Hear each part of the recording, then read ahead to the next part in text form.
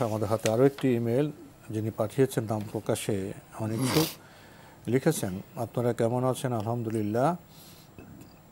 আজকে আমার করা প্রশ্নের উত্তর পেলাম। আমি নির্দিষ্ট করে লিখিনি, তাই আপনারা সঠিক মাসালা দিতে পারেননি।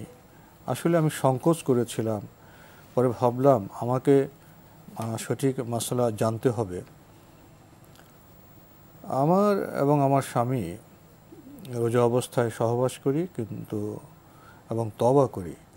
মনে ভয় নিয়ে কী করব, তাই বুখারী শরীফ পড়লাম, জানলাম 60 জন মিসকিন খাওয়াতে হবে অথবা একাধারে 60টি রোজা রাখতে হবে। আমার প্রশ্ন হলো, এই 7 জন ফকির আমি দুজনের পক্ষ থেকে খাওয়াতে পারবো, নাকি দুজনের পক্ষ থেকে আলাদা করে মোট 120 জনকে খাওয়াবো? মনে নানা প্রশ্ন জাগে। অবশ্যই সঠিক মাসলা জেনে তারপর পদক্ষেপ নেব। হ্যাঁ, 60 জন মিসকিন দুজনের পক্ষ থেকে 60 জন যোগ 60 জন 120 জন খাওয়াতে হবে এবং আল্লাহ রাব্বুল আলামিনের কাছে তওবা করতে হবে। জি, যেহেতু রমাদান মাসের হুরমত নষ্ট করেছেন, এই জন্য আপনাদেরকে কমপক্ষে 120 জন মিসকিনকে খাওয়াতেই হবে, এক বেলা খাওয়াতে হবে। জি। বায়তুল ফালাহ মসজিদ, কদমতলী, ঢাকা থেকে আগের চিঠি অনেক প্রশ্ন লিখেছেন।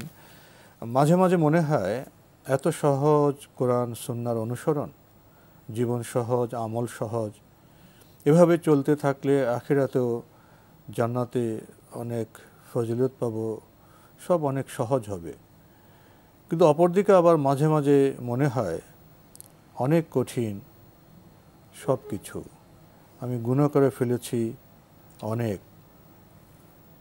হচ্ছে না, পারছি না, নিয়মিত আমল করা কঠিন লাগে, এত দুর্বলতা আমার, এত অপরাধ আমার, কি হবে আমার?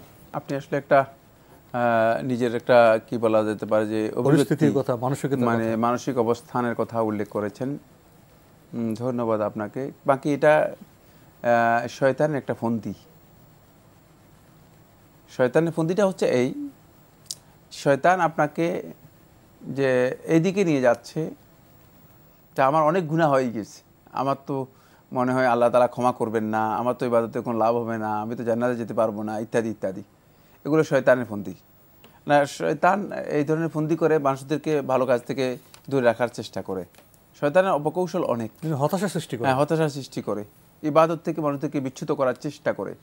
তাই এক্ষেত্রে শয়তানের এই ফন্দি থেকে আপনাকে বাঁচতে হবে, চেষ্টা করতে হবে। সেটা হলো যে আপনি ইবাদত করে যাবেন, আপনার কাজ হচ্ছে আল্লাহর বান্দা হিসেবে ইবাদত করে যাওয়া, এবং আপনি নিশ্চিত থাকবেন যে আল্লাহ রাব্বুল আলামিন সম্পর্কে আমার সবচেয়ে বড় ভালো ধারণা হচ্ছে যে আল্লাহ সুবহানাহু ওয়া তাআলা বান্দা হিসেবে আমাকে ক্ষমা করবেন এবং জান্নাত দিবেন। আশাবাদী হতে হবে অবশ্যই আল্লাহ তাআলার কাছে।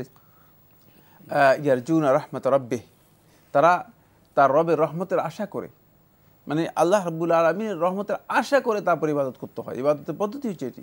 সুতরাং আপনি যত বেশি আশাবাদী হবেন, তত বেশি ইবাদতে আপনি মনোযোগী হবেন, তত বেশি শয়তান আপনার কাছ থেকে দূরে সরে যাবে। শয়তান আপনার মধ্যে হতাশা তৈরি করতে পারবে না। মানে আপনি যে অবস্থানের কথা উল্লেখ করেছেন, সেই অবস্থানটা আসলে শয়তান একটা ফন্দি। শয়তান বিভিন্ন কৌশলে কাজ করে। তো শয়তানের অন্যরকম একটা কৌশল হচ্ছে এই যে শয়তান বলে যে তুমি অনেক গুনাহগার, তোমার গুনাহ অনেক বেশি, তোমাকে ক্ষমা করা হবে না। তো ক্ষমা করা হবে না, তাহলে কি করতে হবে? তাহলে গুনাহ আরো করো, আরো কিছু গুনাহ করো, আরো কিছু অন্যায় করো। হ্যাঁ, এই জন্য শয়তানের এই ফন্দি থেকে আপনাকে বেরিয়ে আসতে হবে, মানে কোনো সন্দেহ নেই। আল্লাহ তাআলা আল্লাহর বান্দাদের সমস্ত গুনাহ ক্ষমা করবেন, এটাই বলেছেন, ইন্নাল্লাহা ইয়াগফিরুয যুনুবা জামিআন। এই আয়াতের মধ্যে আল্লাহ তাআলা ইন্নাল্লাহা, নিশ্চয়ই আল্লাহ তাআলা, ইয়াগফিরুয যুনুবা জামিআন, সমস্ত গুনাহ ক্ষমা করবেন। সুতরাং আমরা যদি আল্লাহ তাআলার কাছে সেভাবে চাই, সেভাবে তওবা করি, অবশ্যই আল্লাহ সুবহানাহু ওয়া তাআলা সমস্ত গুনাহ ক্ষমা করবেন। আমরা জানলাম হতাশ হওয়ার কিছু নেই, ভুলে যেন তওবা করব।